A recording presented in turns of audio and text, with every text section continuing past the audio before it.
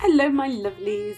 Okie dokie, today we're back to the perfect tree in my Yankee Candle, and I've been holding off on this. I thought I wanted to do this. This is my most perfect Christmas glitter, my most perfect green. It's from the Glitter Fairy. It's the multi-cut holo.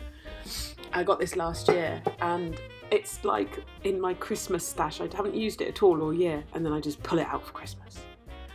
And we're going to do a whole nail of this, and then we're going to decorate it with my interpretation of something on a tree. So I'm going in with a bead of clear Diamond Nail Supplies acrylic, which is called Clarity, and I'm using that small bead to pick up glitter and then work that glitter into the acrylic and then into the nail. So you'll see I kind of place the bead down and play with it to make sure that the acrylic and the glitter are mixed. And I've kept it in real time just to show that it doesn't just go on, you know, super fast. I take my time. I'm using my Glitter Fairy round size 10 brush. I'm back having a love affair with this brush again. It's funny, isn't it? How we sort of change, but yeah, I just really like it. So you can see I kind of feather the edge down there because as I'm working with multiple beads, I don't want to create any harsh lines. I want it all to flow really nicely. This is the perfect Christmas green. I have so many glitters but they all have like their little function.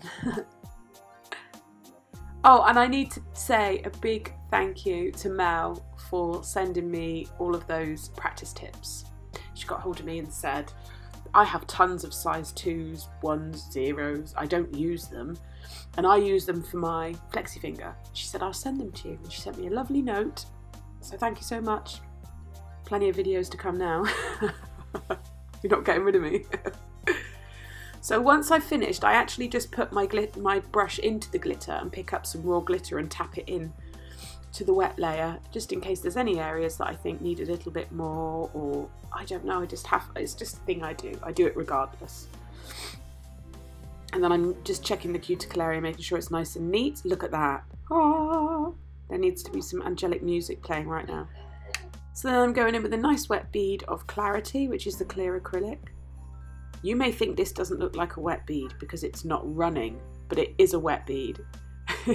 And I keep my brush nice and wet as well. It's one of those systems that doesn't run everywhere. It just doesn't. It's really good. And as you can see, this is a perfect example. You see how the top where I've just capped it, it's turned matte, whereas the part that's not capped is hollow. Sorry if you're like super into nails and you've been doing it a long time, you'll be like, oh God, or what, teaching me to suck eggs. But this is for people who are new to encapsulation. It will turn matte when you've correctly encapsulated it. And I'm sorry if you can hear small people. We're all poorly again. It's done the rounds, this cold virus thing, and now we've got it back again. It literally did full circle. So I'm working my way down the nail because it's quite a long nail, using multiple beads. Just teasing that bead. You really don't need to play with it too much. You want that clarity to be super awesome. And then just gently turn my brush around and feather it back into the previous bead. And then as usual, I'll always check my underneath, my side walls, my shape. And once I've done this step, I will look at my nail from the side, because sometimes you'll get little dips. You see, I just looked there and I saw a little dip. So I'm going to add another bead, blend it back up, and then work it down towards the tip of the nail. And just disperse that acrylic to fill the gap and blend in nicely with the previous beads, which it does seamlessly. Sorry if I sniff. It's like an automatic thing, and the more you try not to, the more you do it. And then I just noticed a couple of little sparkles at the top there, so I'm just putting a nice wet bead down and just gently feathering it back up towards the cuticle and then pulling it down the nail. And then I will leave that to set, which doesn't take too long. But while I'm doing that, I'll get my file ready. And then I'm just going to file side wall, as always. As you can see, I use the same side of my file like, because one side's 100, one side's 180. So I will use the 100 side of my file on both side walls.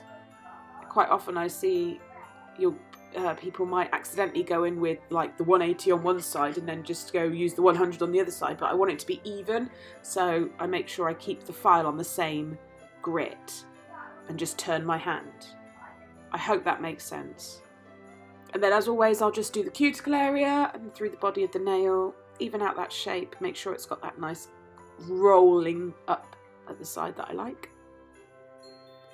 It's like you file your side sharp, and then I roll my file over to make sure there's no dead sort of harsh lines, and it all flows nicely. And then again, I'll just correct the side walls at the end.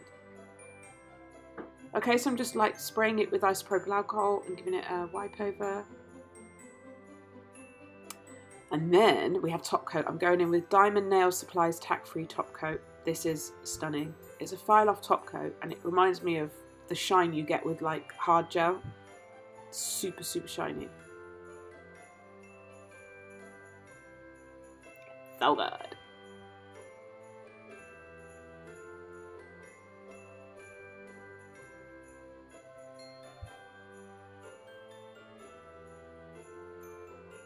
Look at that.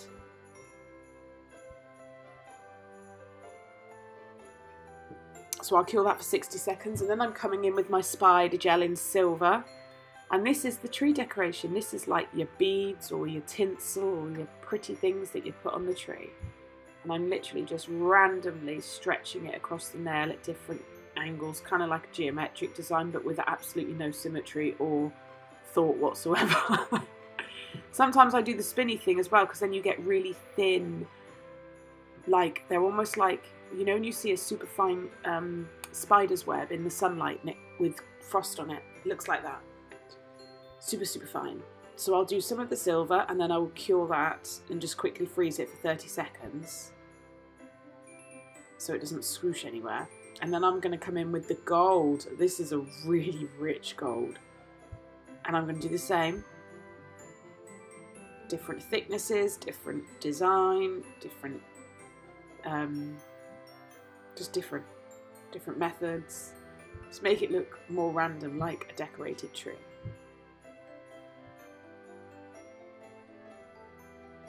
I did try the glove thing when you squeeze it between your fingers and kind of put it over the nail, but I just splodged it everywhere, and I was like, okay, I need to try that a couple more times before I demo it.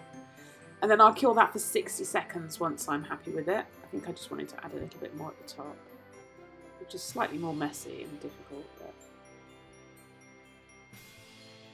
I just adore this stuff so much. So that'll be cured and the tacky layer removed, and then that's the final nail. That's our cute Christmas tree nail. I love it. I hope you love it. I'll see you tomorrow. Bye.